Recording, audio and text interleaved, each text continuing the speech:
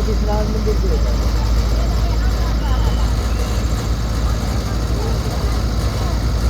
और ये है हमारी तरीका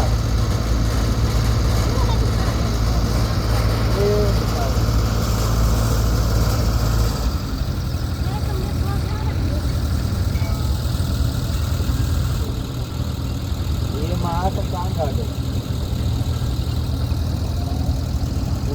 विश्व का सबसे बड़ा शमशान घाट ये है।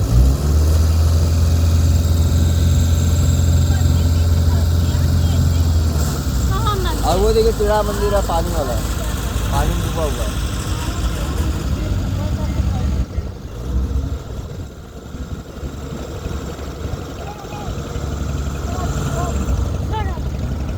वो रत्न महादेव मंदिर है।